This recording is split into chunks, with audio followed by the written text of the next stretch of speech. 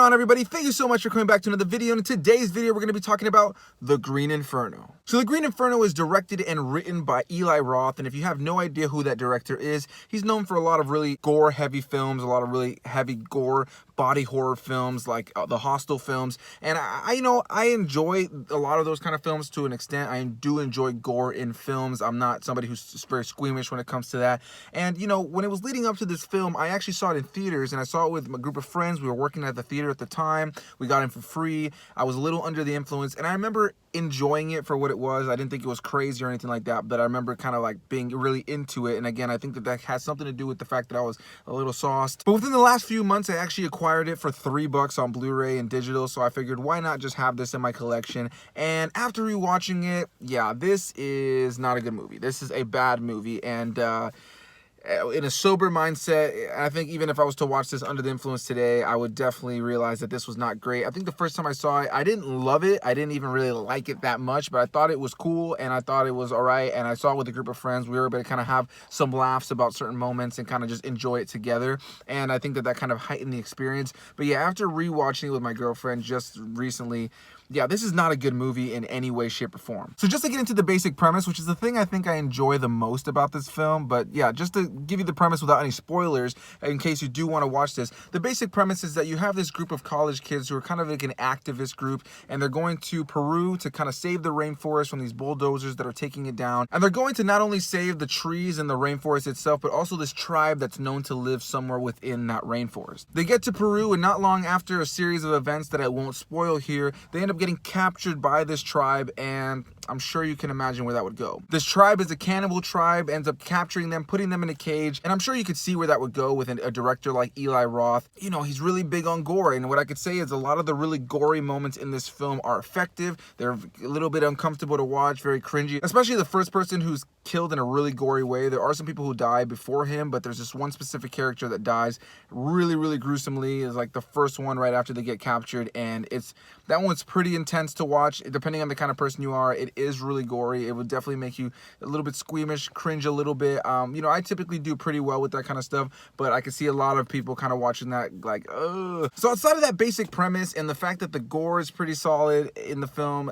this is not a good movie, guys. The dialogue choices, the character actions, and just the characters overall in this film are not well done in any way, shape, or form for me. There are elements that I did enjoy about it. Like I said, there are some uncomfortable elements and some elements that make you feel, squeamish and not necessarily fully comfortable watching. And I think that those moments are meant to be that way, especially when it comes to the really gory moments. But there's also some moments that I don't feel are intended to feel that way, because you have characters that just say or do things that are just vulgar or crude or edgy just for the sake of it, and it comes out of nowhere sometimes. For instance, there's a character that in the midst of it just decides to start whacking off in the cage, and they ask him, why are you doing that? And he's like, oh, it relieves stress. You should all do it too. And it just comes out of nowhere. His character doesn't even feel like he would have ever said that leading up to that, and he never does anything like that the rest of the film. And I think that that's kind of my issue with this film, is all the characters feel incredibly inconsistent, and not only the characters but the performances. There's a solid handful of performances in this film that are strong, that do have a little bit more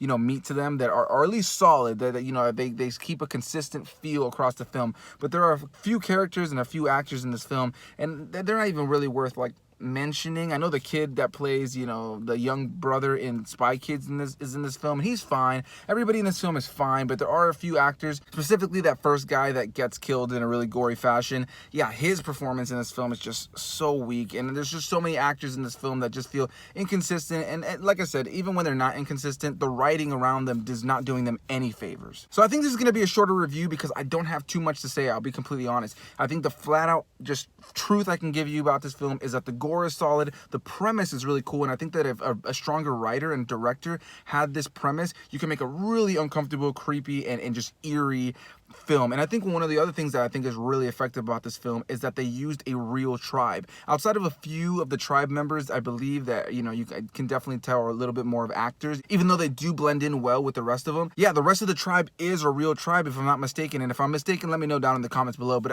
if I'm not mistaken, they used a real tribe for this, and I think that definitely lends to that creepiness, because you can definitely tell that they are not of, a society like the United States or any of the other countries, that you can tell that they're from a tribe that they the way they just kind of sit, the way they kind of look, the way that they kind of look around at each other, speak to each other, there's definitely this creepiness to them. And then add on the premise and add on, you know, blood and different special effects and some of the, you know, editing choices and camera angles. They definitely are really creepy in this film, and I think that that was probably one of the strongest decisions in this film, was to get a real tribe and have this feel like on location. Definitely really practical. That's something that I will definitely praise the film for, is its practicality, the fact that everything feels tangible, everything is there. You have this real tribe, you have these real things going on, and even the gore, none of it's CG. Like, I think there is a handful of moments where the blood is CG out of nowhere for some reason, even though they have other moments where it's full-blown blood and full-blown, like, you know, practical effects that are really solid, and then there's times where it's CG blood. So again, that kind of goes back to why I don't like this film. It's inconsistent, from the writing to the characters to the performances.